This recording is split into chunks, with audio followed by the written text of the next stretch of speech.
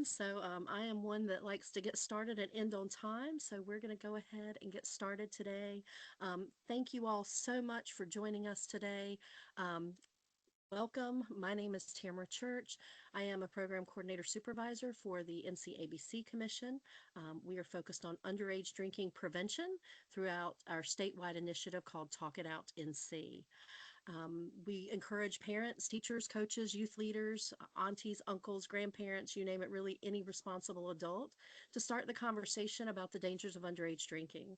We provide presentations, workshops, and other resources to youth and adults in which are in their lives, not just to start the conversation, but to continue having open, honest conversations to keep our youth safe. So this ties into our topic today on the brain science around addictive behaviors, specifically gambling, but it also relates over to substance use in youth. So I'm joined here today by Heather Murphy, also from the ABC Commission, who will be monitoring the chat.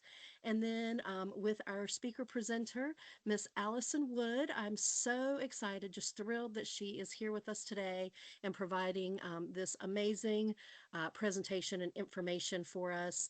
Allison is the North Carolina Problem Gambling Program Youth Prevention Coordinator with TELUS Health.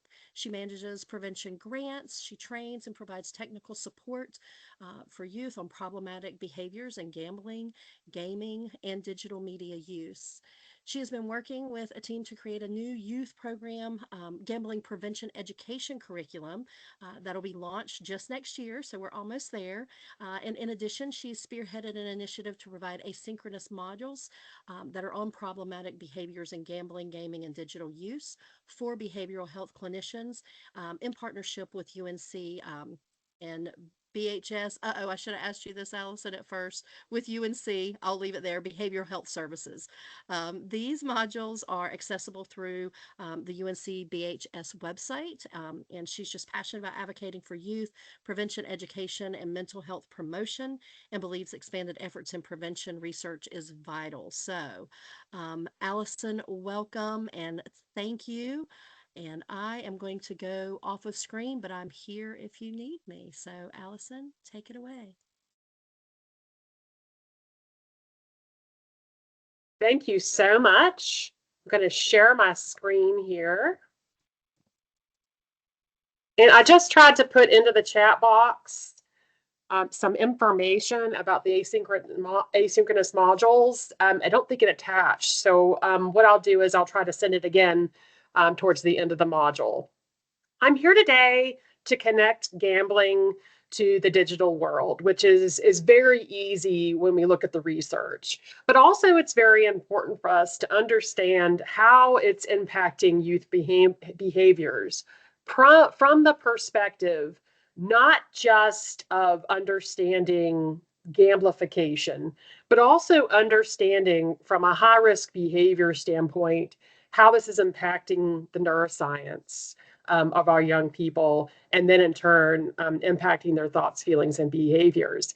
And my journey with this and understanding gambling from different frameworks really has come beyond my master's program and come in the form of getting certifications to have a deeper understanding of the underpinnings of addiction. And it really started with my journey with a community resiliency model. I know that many of you have probably experienced that either in a 1-hour session or 3+ hours. And if you haven't, I suggest you reach out to Tamara because she is also trained and certified on the community resiliency model. But it's really understanding from a bottom-up approach how not just trauma, but how addiction can compromise the nervous system, and understanding that we have to work on understanding our implicit memories, the memories that we may not remember, but yet still impact our bodies and our emotions and our sensations. The journey didn't stop there because I then became not just interested in understanding the nervous system, but also understanding the neuropsychotherapy behind addiction, behind grounding techniques that are provided in the community resiliency model, as well as understanding complex trauma. And this journey really has led me to understanding that we have to start addressing high-risk behaviors together and stop talking about them in silos, because many of them have very similar shared risk and protective factors. And how do we get to this? How do we talk about all of these things together and promote safety among our youth, that psychological safety that they all need, but also understanding the behaviors that they choose? And also understanding that gambling is a part of this. Although very socially normed, with little understanding that it can become an addiction, we have to start saying, okay, gambling is becoming very accessible in our culture 24/7 via our devices. And we have to understand how it can impact youth. But when we're looking at high risk behaviors in brain health, we have to see that they impact the brain similarly. Disrupting the prefrontal cortex, which is executive functioning and those healthy decision making, the brakes, where you put on the brakes and say, wait a second, I need to think about this.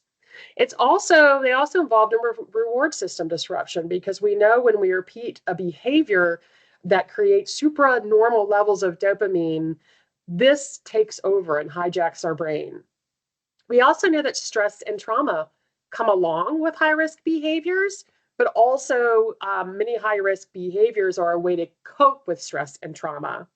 Sleep disruption is huge with high risk behaviors, not being able to calm down, not being able to sleep. Attention and learning, when we shut off certain areas of our brain and we are more activated, then the way that we pay attention and learn completely changes. And then neurotransmitter imbalances leading to anxiety and depression. So what we need to really start thinking about, and I have in my role, is understanding the connections with brain development, but also understanding how it can improve the lives of youth, both academically and personally. Really shedding light on students understanding why they're not able to pay attention or why the reward system works the way it does, and really understanding addiction, both behavior and substances. So this is where we're going to get into a little bit about the brain science with gambling. And just let me know if you can't hear this video. Gambling. At first, it can feel a bit like getting behind the wheel of a new car. You're excited, confident, and in control. When you win, you feel on top of the world. There's nothing to worry about. So what's happening in your brain when you're gambling? The reward hub in your brain is like the gas pedal in your car. It gives the go signal to move towards what you want. The top-down control network is like the brakes in your car. It gives a signal to slow down or stop what you're doing. How you doing? Everything good? Addiction is like a communication problem between these gas and brake pedals. You keep pressing on the gas, but when it's time to stop, the brakes might not work. By the time you realize that gambling has become a problem, it can be difficult to stop. Gambling is now a habit. Habits are formed when brain activity shifts away from conscious control. You might feel like you're on autopilot. Once habit has taken over, you become very aware of gambling cues and triggers. Gambling isn't as fun, but you continue to do it to escape those uncomfortable urges caused by those triggers. As the consequences of your gambling get worse, so does your mood. At first, gambling has a positive effect on your mood, but in addiction, your natural mood set point drops. Over time, gambling becomes less pleasurable, and your set point lowers, even when you aren't gambling. It can lead to depression.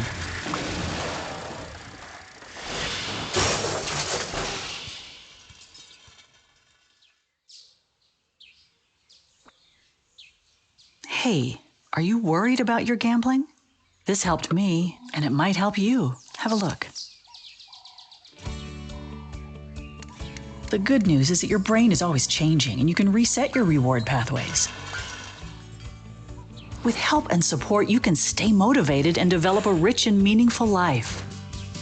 For more information about the brain and problem gambling, visit brainconnections.ca.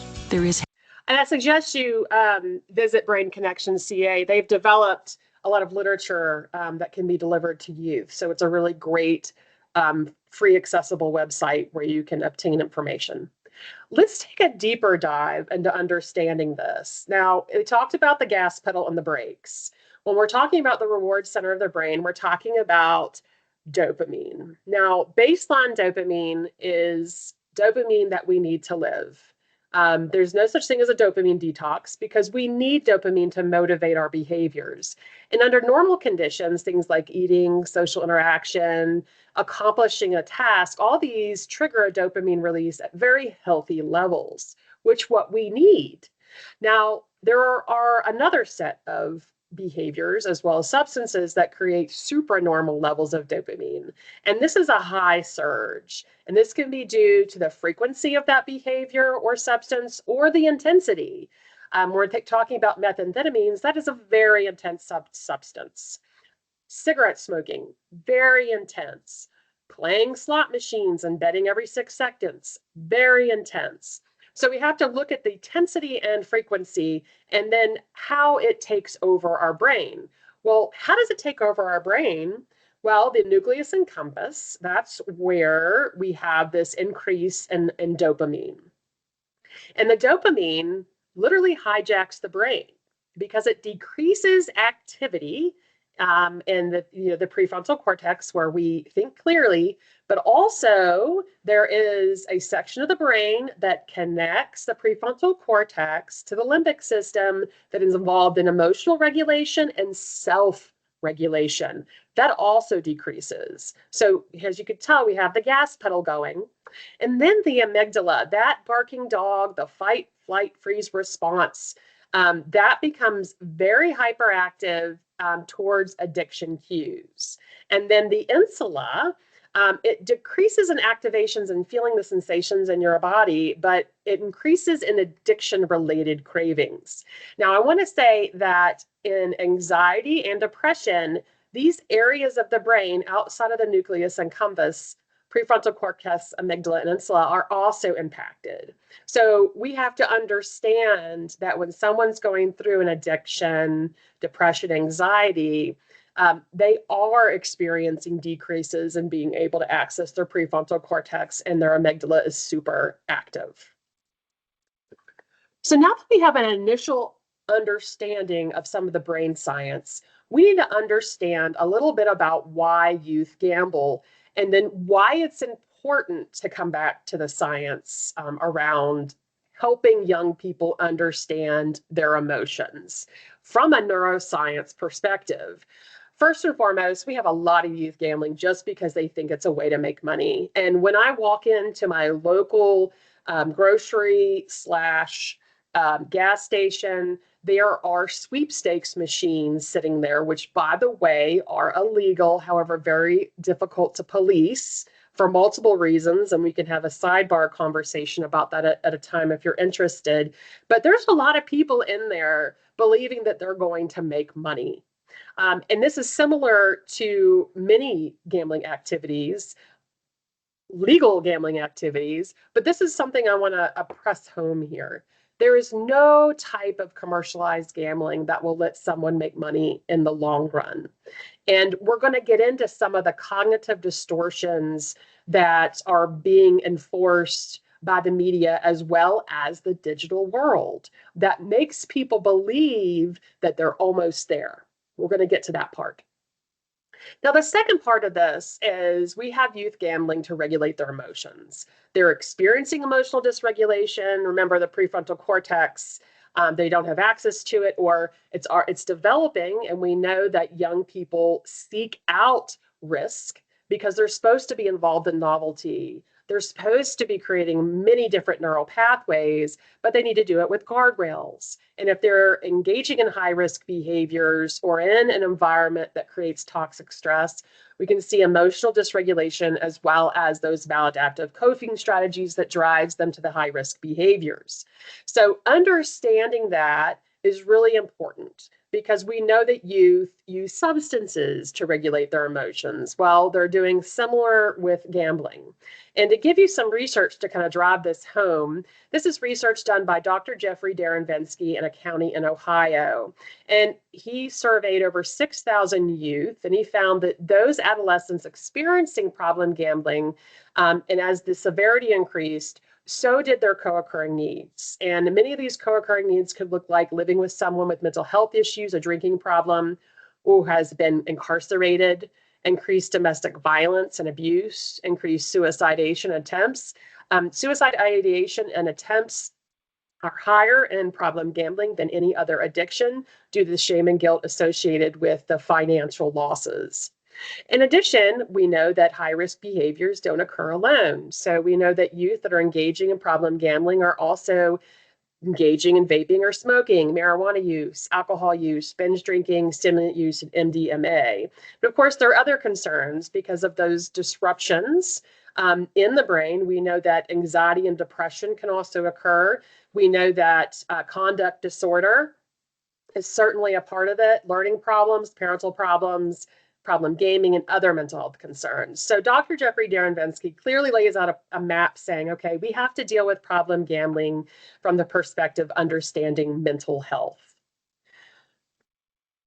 So when we're understanding mental health and we're looking at all of these young people who are experiencing a lot of toxic stress, either in high-risk behaviors or in their environment, we have to understand how it impacts the nervous system, because it is impacting the way that we deal with the world around us, regardless if we're in a situation that calls for fight or flight. Our bodies become adapted to this because our amygdala becomes hyperactive, because an implicit memory is stored in our body, and we come across an instance or a situation that reminds us, our body, of that situation, and then we immediately, our prefrontal cortex is going offline during that time, but certainly we have limited access to it if we're experiencing this in a great amount. And we have to see it through the perspective of the sympathetic and parasympathetic nervous systems.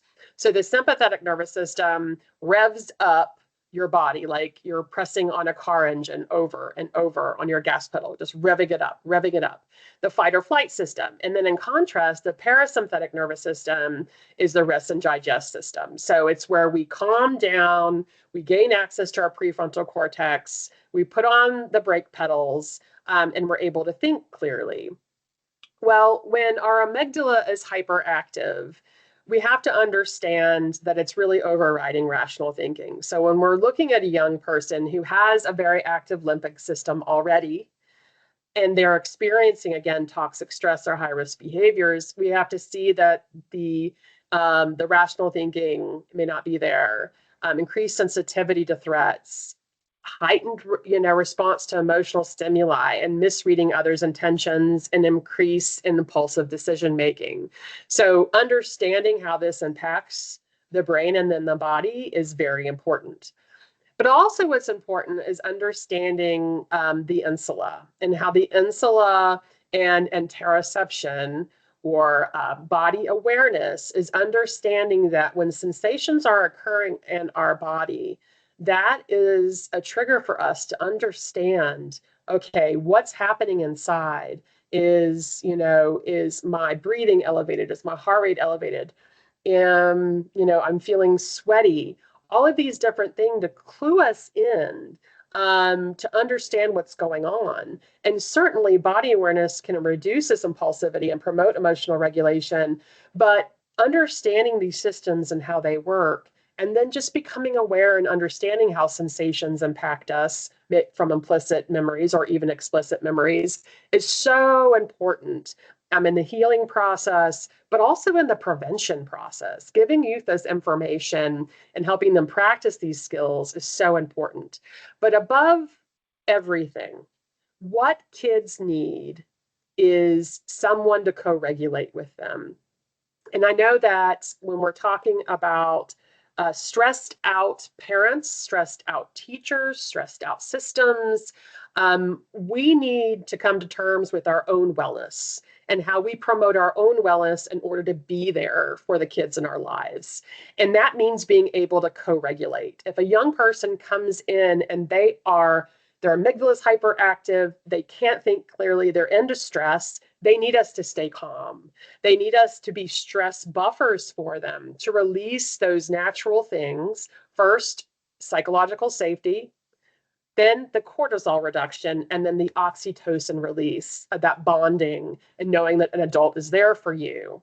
And then allowing for some cognitive reframing of the stressful situation, giving perspective and hope and problem-solving assistance. So this is certainly a prevention measure that we can all engage in to help youth. Let's take a step back now. We have to really understand what is gambling before we can even understand how it's impacting the digital world. So there needs to be three things in gambling: consideration, chance, and prize. Now, you'll see here, there is the consideration is money. The chance is an actual gambling game that many of you have probably come across in a casino or a lottery product or service, or sports betting online or in person.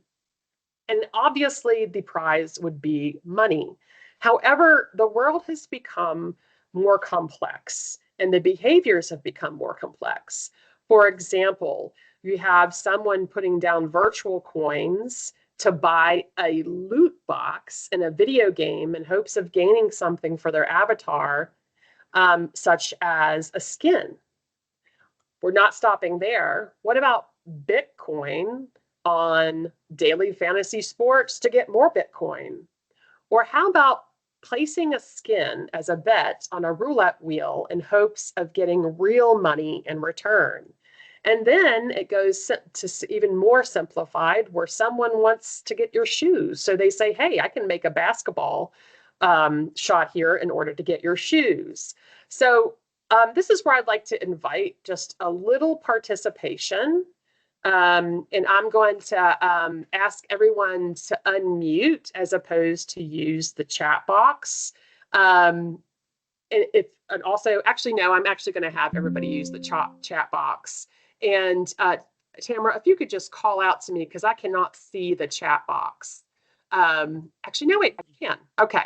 So I want you to identify if certain activities are gambling. So just put into the chat box yes or no, and I can call out a few of them as I see people putting in the chat box. But do you think playing the lottery is gambling?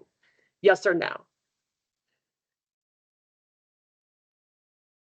I'm seeing a lot of yeses. Do you think buying a scratch-off ticket is gambling?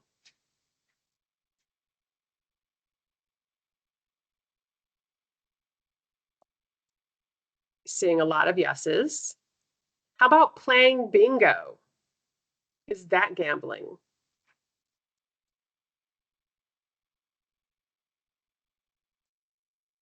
I'm seeing yeses. Playing daily fantasy sports, is that gambling?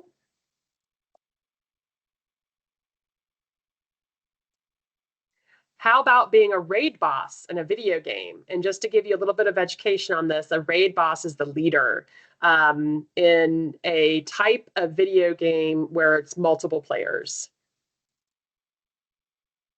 Anybody think being a raid boss in a video game is gambling? Okay, I'm saying no. How about betting on sports? And I want you to think for a second, is betting the same as gambling? Playing games at a casino, are casino style games gambling? Purchasing a loot box in a video game, do you think that's gambling?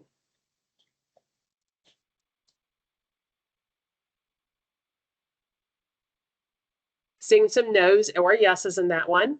How about playing Candy Crush Saga?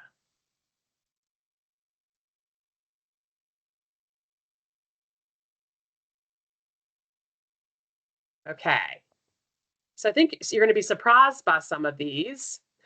So if I had a larger list, which I typically do, I would have each of you work on a worksheet together, especially if we were in person, to go over more of these. But as you can see here, the gambling activities are on the left, in the middle of gaming, and then gambling in games. Now, when we're gambling in games, we're seeing a lot of crossover in gambling mechanics. In gambling mechanics, we're going to talk about in a little bit, but I just wanted to give you an idea here. Candy Crush Saga mimics a slot machine. Now, many people will never put any money down into Candy Crush Saga. However, they use the gambling mechanics that work in gambling in Candy Crush Saga to keep you coming back. Now, are youth gambling, now that we've kind of identified that this is really kind of regulated, legal, unregulated, not even identified as gambling, and then we even have some illegal gambling, but what are youth doing? This is data that we collect on youth gambling behaviors, and we've been collecting the data since about 2015. So you see youth in middle schools and high schools that are participating in our programs. At any given year, there's roughly anywhere between 45 and 50% that have had any gambling activity that year, gambling once a month and then gambling once a week.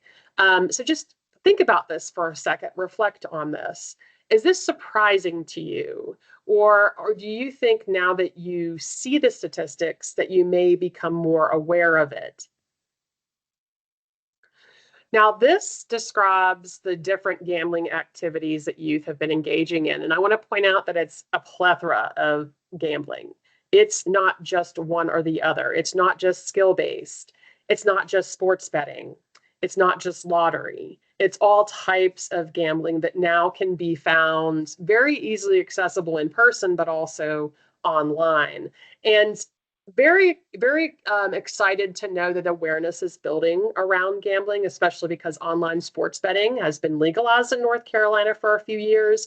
But as you can see, youth were still sports betting even when it was not legal in North Carolina. What we also started to do is track some of these gambling and games activities. So in 2021, 44% of youth reported engaging in gambling activities, 31% in more traditional forms, while 41% were more engaging in those gambling and games. And so we're looking at betting on video games, betting on skins, and skins, again, are those things that are on avatars. And many times skins can be taken from video games to third-party website and actually where they can bet their skin to get real-world money. Purchase skins, bet on esports, purchase loot boxes, which has become illegal in many jurisdictions because it includes all the components of gambling mechanics. 30% engaged in microtransactions and 17% played a social casino game. And social casino games are like regular casino games, except they offer no cash in return, but you can buy memberships, buy coins, and sometimes get cash prizes. So it very much mimics the same thing around gambling. And so what we need to do is look at the brain science behind this. When we look at something and see how it impacts the brain, and certainly we know there's certain gambling mechanics that impact the brain. But this is another video that's very helpful in showing youth to kind of talk about the importance of understanding both games and gambling. Video games. Super fun, super popular. When you're young, the brain is programmed to seek out exciting and new experiences, like gaming. You can explore different environments, create new identities, and try things that you could never do in real life. The brain's architecture evolves by exposure to different experiences, especially exciting, challenging, and complex ones. Gaming is only one of the many experiences your brain needs to develop and become well-equipped to take on whatever comes your way. Gaming comes with a unique set of risks. Like gambling, games are designed to keep you playing and always wanting more. In fact, in-game purchases are linked to the development of gaming and gambling problems. The top-down control network in your brain is responsible for directing your attention and controlling your gaming. As you grow, the connections between different brain areas become more efficient. But in young brains, the connections between the top-down control network and the reward network are still fine-tuning. making it hard to put on the brakes or shift your focus to something else. By the time gaming becomes a problem, it's like you're in a cave. And the longer you're in the cave, the scarier the outside can feel. The good news is that the brain is always changing as it takes shape with different experiences. Getting out of the cave and exploring and connecting with the world around you can help you gain control over your gaming, giving you the strength and ability to walk away when you need to. Visit brainconnections.ca. Your brain and you, connected for life. So going back to the brain science, but also understanding self-regulation. So what are these persuasive design, gamblification? What are these items or ways that produce dopamine and increase motivation to continue that behavior? And this is really around rewards. And when we think about rewards, we have to go back to research. And this goes back all the way to B.F. Skinner, who did research with pigeons. And what he found is that pigeons will press levers more consistently if the rewards that you give them are uncertain. Well, that is also similar to human behavior. When rewards are uncertain, it creates dopamine, which increases our behaviors and our motivation to continue that behavior. Well, it's not just the uncertain rewards, but it's the anticipation of that reward that also creates dopamine. Another facet to this is high frequency rewards. I mentioned the slot machine, every 6 seconds being able to make a bet and getting some type of reward back every 6 seconds. It's the uncertainty, the anticipation, but also the near miss effect. When we almost get a reward, we think that the reward is right around the corner and that we're going to go for it. Again, dopamine reinforcing behavior. And then all of the cues and rewards associated with this. For example, when people download sports betting apps, they will get nudged with cues saying, "Hey, you can make this bet." And now with in-play betting, sports betting can be similar to placing bets on a slot machine, continually giving those rewards over and over and over again. And I mentioned intensity of rewards, but that is also very important to understand how intense something and how it creates that very high supernormal level of dopamine, increasing our behavior. So I'm going to give you an example of where this is seen in the digital world, and then I'm going to ask you in the chat box to tell me if you see any of these or have experienced any of these different methods. So Candy Crush Saga in 2023 had a contest that involved potential prizes to players who took screenshots of their near misses. So you're already getting a dopamine hit because of the near miss, but now you're taking a screenshot of it in hopes of getting a potential prize. So imagine that reinforcement of that behavior. So I'm going to go back to this screen and I'm going to pull up the chat box again. And if you want to unmute, you can unmute too. But very just curious, where have you seen these persuasive design, gamblification types of reward-based design? And you can unmute or you can type into the chat box. Have you experienced any of these? And can you give an example?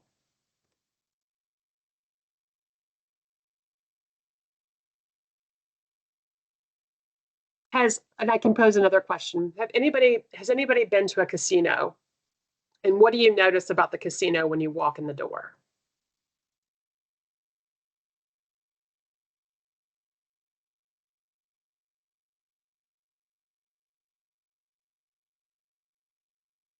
Okay, so Tamara's saying that dark and no windows, bright lights, novels on social media. Stacy, is that where they give you just a little bit of it and then tell you the rest is coming later? Yes, lots of lights and sounds, the cues and rewards. Okay, yes, that's a good one, Stacy. Giving you a little bit of a novel and saying, okay, the rest is coming soon. So when you walk into a casino, all you hear are the lights and sounds. They don't have windows, they don't have clocks. So it makes you think based on those cues that a lot of people are winning when in fact they are not. And you get daily rewards for reading more. That's a really great example. Okay. So the other question, and I want you to keep thinking about this as you go throughout your day or week, is where do you see persuasive design show up? And start making mental notes of it. But also, how does it make you feel? Like to know that this is going on in the online world and that it is a way to hijack your brain. What do you think? How does it make you feel? You can unmute or you can also use the chat box.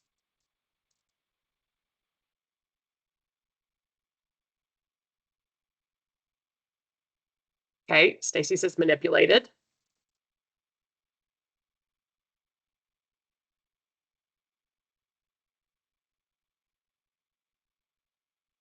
My other question to you would be, sad for our youth. Now that you have the information, just a little bit of the information and understanding, how does that make you feel to know, okay, wait, I'm gaining this information. This is stuff that I can use in my own life, but also in work with youth. How does that make you feel?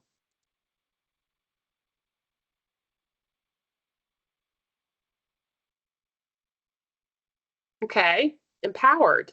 Yeah, so if you were feeling empowered, imagine what a young person would feel with this kind of information, understanding the neuroscience behind choosing risky behaviors, or even, we can't change all of our environments, but we can certainly understand an environment that makes us feel safe and secure, and identifying where those environments are and searching them out.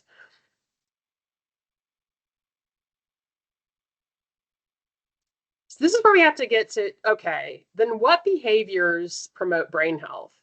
And what does it mean to have an integrated brain? Because we were talking a lot about high-risk behaviors and how it can impact the brain negatively. Well, we have to start talking about brain health in ways that helps us understand the importance of not just being able to think clearly, but being able to really identify and label our emotions and process those sensations in our body. Because regardless of who you are, your background, where you live, your race, your ethnicity, these impact the brain similarly. So this idea that we should not talk about our emotions or not understand our sensations, and the importance of adding this to school curriculum in forms of social emotional learning, like all of this is so important because kids just don't need to be able to think clearly and move their body, but they need to understand how they think and feel about something. And then what emotion or sensation does it create in their body so they're able to manage challenges and stressors. This isn't stuff that people just know. They have to learn it through co-regulation with adults or youth prevention education. So having an integrated brain, and this comes from Dr. Daniel Siegel's work, is really understanding how strong connections in the brain can support experiencing sensations and emotions while also being able to explore thoughts and deal with stress in healthy ways. And these are the behaviors that promote brain health. Now, it's the big five in mental health, and they have they have the big five in mental health, and then +1. Well, I've added the +2. So restorative sleep. Sleep is so important. And the neuroscience behind it is just so important that sleep is the foundation. So getting kids to go to sleep at appropriate times, taking screens out of their rooms is so important. Eating healthy. So much research is coming out now about processed foods and sugars and how our gut health impacts our mental health. So really understanding, okay, we need to really start thinking about the foods that we eat and how it's impacting us. Physical activity, it is a cornerstone. Purposeful movement not only promotes overall wellness, but also, that shows that movement in classrooms helps with kids' attention and memory. It's getting activated so they can, get bumped out of whatever they're out of and get back into their prefrontal cortex. Social connections. Right now, we're experiencing a lot of isolation and loneliness. And those social connections, for some online, but also more importantly in person, is another cornerstone. Helping out.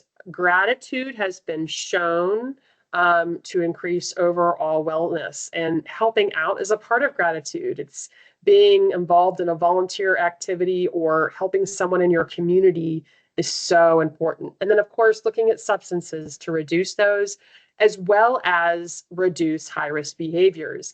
And giving kids this information is just saying, hey, this is what you need to have a healthy brain. And where can you start working towards goals, adding these things into your life while reducing others? Now, Dr. Daniel Siegel takes the framework that we need to look at an integrated brain in these types of ways. Focus time. I think that we all get an ample amount of focus time, similar to kids in school where they're focusing on something. But as we all know, playtime is being reduced and more screen time is being incorporated, not just at schools, but at home. So how do we get kids playing? Connecting, again, very important, connecting with caring adults, as well as peers. And then I think less known and supported is time in, where you're just spending time focusing on your brain, your emotions, your thoughts, and sitting with those and just checking in with your body and spending time in nature or in those quiet moments to just feel the calmness and regulate your systems. And this also, a part of that is downtime, where you're not really doing anything. You're just having some downtime and you're resting. And then, of course, I mentioned sleep time, how important that is, and then physical time. So in order to have what Dr. Daniel Siegel calls a garden, or actually, I'm sorry, Dr. Mike Robinson has presented this in his work, is the idea of growing a garden is neuroplasticity, where you are experiencing novelty in your life, but you're also engaging in all of these behaviors that promote the integrated brain, which at any point in your life, you can create a beautiful garden where your brain is fully active and you're able to maintain both your physical and your mental health. So here's a little neuroscience humor for you. What's a neuron's favorite type of music? Anything with good connections and strong pathways. Just a joke there. So now that we have all this information, and once I gained all this information, I wanted to do something different, not just to integrate problem gambling into the daily conversations that we're having with our youth, but also, okay, we have to start talking about this together. And how do we do it? Well, I started working with a neuroscience researcher and also a lead in the state of North Carolina in substance misuse prevention and treatment. And we decided we were going to develop new curriculum, which we've been doing over the last year and a half. And it's currently in its branding, and then we're test piloting it in January. And we came to the understanding that we needed to look at all high-risk behaviors and the neuroscience behind that, but as well as understanding the environmental impact on brain health. And we decided to, because this is directed at middle school and high school, we wanted to do it in a way from kind of like a third-party perspective. So when we start talking about tough things, we're talking about it from Sam the fish perspective and not our own perspective. And our main objectives for the full curriculum are identify and explain how specific environmental factors influence thoughts, feelings, and behaviors in real-life examples, use knowledge of risk and protective factors to develop a personal plan that promotes brain health and overall well-being, and apply knowledge of coping strategy and emotional expression to analyze how addiction may develop through classroom discussions. Well, these are the modules that we've come up with, and they're very interactive. We not only have animations, but we have graphics, we have worksheets, we have social emotional learning and brain breaks. So we are using every method to promote an environment of learning that allows for different learning styles. And we really introduced the idea of environment and behaviors, and we go right into the brain health. And we not only explore social and physical environments, but we also explore the digital world of the as an environment. And we talk about those media literacy skills and get into the conversations around persuasive design. And then we get into some heavy topics when we're talking about toxic stress and high-risk behaviors. And the two modules that are the most sensitive are obviously module 7 and 8, where we're talking about emotions, cognitive distortions, and coping skills, and then substances and behavior addictions. But then we pop right back into, okay, what's mental health literacy and the neuroscience of wellness skills, closing up with a student project, and then encouraging some parent involvement with the student project. So what's next for us is we're test planning the curriculum with a group of teachers, school social workers, and prevention specialists. And then we're going to be releasing mini grants in February. And the requirements are completing all of the modules with the students, but also attending North Carolina Foundation for Alcohol and Drug Studies summer school, 3 days in July, to learn how to teach the curriculum. And I'm going to have Dr. Beth Rice there from the social emotional learning perspective. Dr. Mike Robinson is also going to be there, and Jamie Edwards and myself, all of us teaching during that 3-day period. And what we're also asking is a little bit of a lift. We're evaluating this curriculum because we want to show that it's not just evidence-informed, but evidence-based. So we're going to have teachers evaluating the curriculum as well as students evaluating the curriculum.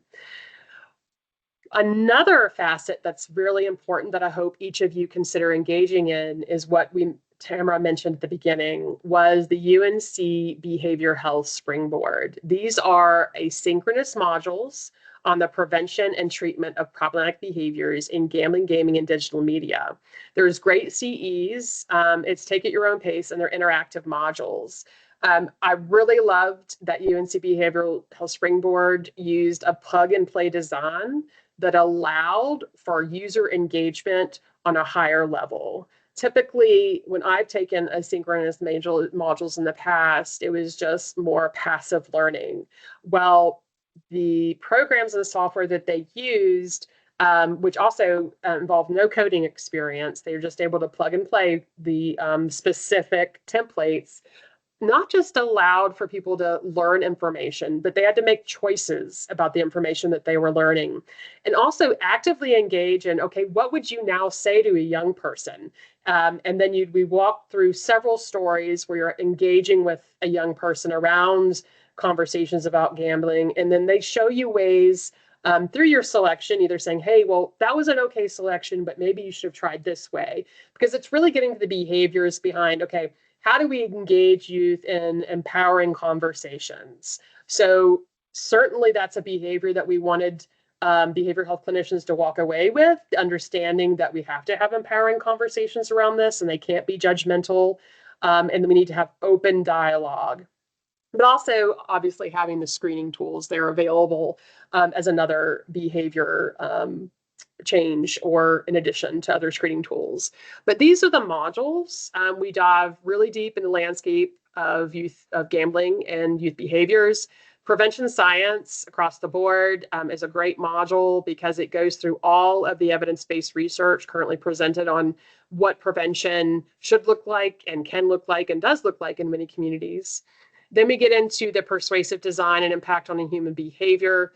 Fundamentals of digital media overuse, and although we do present things about digital media outside of the realm in games and gambling, it's just really fundamentals at that point, because then we dive right back into considerations of gambling and games, treatments on gambling behaviors among youth, and then really having a solid module to talk about sports betting.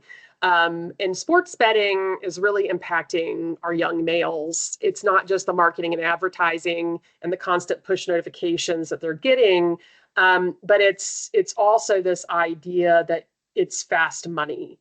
And I think a lot of young people are saying, oh, I can make fast money on this. And what's happening is they're losing a lot of money very quickly. So we're seeing a lot of young people come in, either parents or young people calling in pretty quickly and developing a problem pretty quickly because of the high frequency, because of the accessibility, and just, you know, the how embedded sports and betting have become. It's almost like you can't talk about one without the other.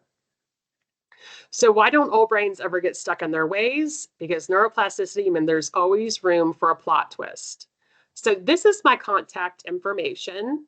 And I'd like to open up and have a little bit of a conversation here for the last 10 minutes. And I'm just going to ask some questions here. And I encourage everyone to turn on their cameras or just unmute or use the chat box wherever you are today in your comfort level. I totally get it. Sometimes I'm just not, you know, I don't want to be on screen for that moment.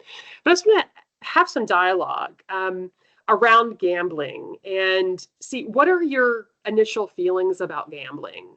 How do you feel about gambling personally? Do you think it's fun? Do you think, you know, it is totally a behavior no one should be engaging in? I mean, what are your personal feelings about gambling?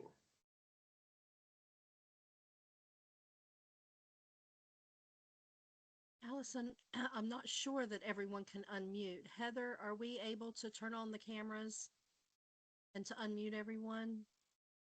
Well, if you can't, we can just use the chat box, certainly. But I was hoping to, sorry I didn't ask that question at the beginning, Tamara and Heather. That's okay. I think I just did it. See if you all can unmute now. And you may be able to turn on your. Okay, I realize I gamble more than I thought. That's a really interesting statement, Stacy. Thank you for saying that, because as you know, as I was diving more into this research, I started realizing some of my own behaviors, and you know, I realized, okay, I need to also not just for my own well-being, but for my child's well-being. You know, she needs to see what I am doing and representative of how we engage with our digital media and how we engage in those high-risk behaviors. Anybody else? Aubrey, I see you've turned on your camera. Any thoughts about gambling? Do you have any initial reactions? I guess similar to Stacy, I realize that I probably gamble more than I thought, and I bet that's a common reaction, that lots of us are engaging in gambling behaviors more than we think we are. Just because of the way, as you said, it's embedded in so many things. Okay. Now, when we're talking about high-risk behaviors, what do you think about the neuroscience behind this? What are some aha moments that you had during this presentation, or already knew and just reemphasized?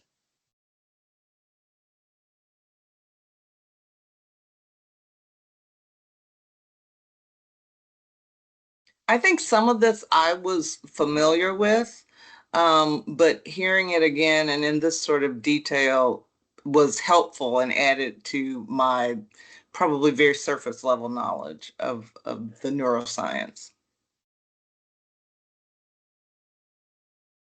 Anyone else? And thank you for participating at any level that you can.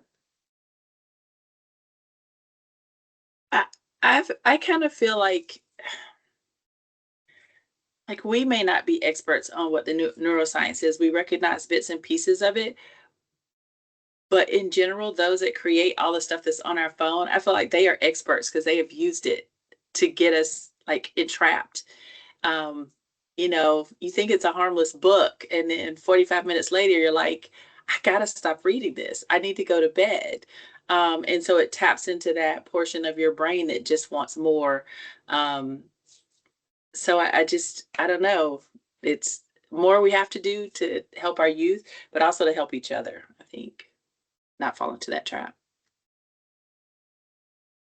I'm not sure this is about neuroscience, but it definitely feels particularly gambling leads to the vulnerability that people think things are skill more than they are a game of chance. That, oh, I can get ahead of this. I'm investing, something like that, and really that's not the case. So kind of a unique challenge there. Thank you, Jeff. That's called skill-based confusion that E.J. Langer has coined. This idea that there's some level of skill that you can make it and win, when in fact, that's just not true. Now, that's a cognitive distortion that we may put on ourselves through our own irrational feeling, or maybe that's a cognitive distortion that's coming from the media. Good point.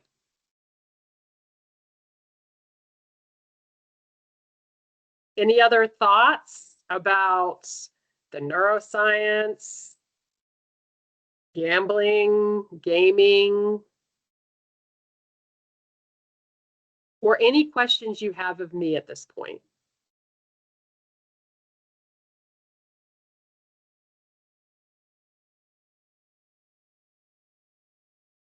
So, Allison, if someone were to be interested in the mini grants, would they just reach out to you directly? Yes, I am currently putting together, obviously I'm going to send it out to all main sources like Tamara, I'll send it to you. So obviously you can send it out if you feel it's appropriate to your groups. But if you want to get on my email list, I put it in the chat box, allison.wood@dhhs.nc.gov, and I will release the actual request for proposal once that comes in. And it's middle school, high school, and at-risk community organizations. So health departments can apply, nonprofits can apply. You just need to make sure that you have access to youth, and that also during this window, you're also okay with participating in research. And we're going to be providing some incentive. So participating in that research becomes something that you're okay with. So making sure that funds can go back to support the kids, but also, for example, we allow some of the funds to go directly to the classroom for teachers. And of course, it's going to pay for NC-VADs and all that training that you do as well.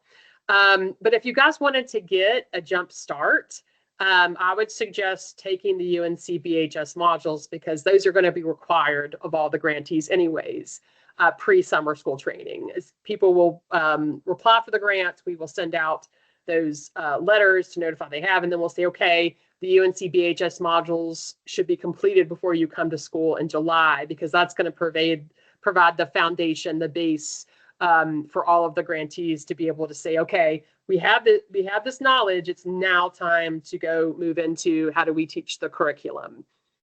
And if you haven't been on the UNC Behavior Health Springboards page, they are huge proponents of school mental health. And I actually just attended their conference, Children's Behavior Health Conference in Winston-Salem, and one of their tracks was school behavior health.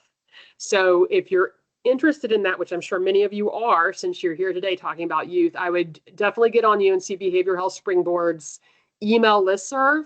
But also you just go right on their page and you register for the trainings, and you click on a link and it takes you to the training platform. You take each module and you get a CE after each module. So you don't have to wait until the end to get all your CEs. You can get one out of each module. And then the last module is you actually answering questions about what you've learned. So we're looking at the fidelity to see, okay, how well did we deliver this information? And they're all subject matter experts from across the field. So it's just not me talking. It's a million, well, not a million, but several other people that are engaged in this. And again, it's super interactive. It's barely any videos. It's a lot of reading. It's a lot of just comprehensive and using different ways to come up against information and absorb it.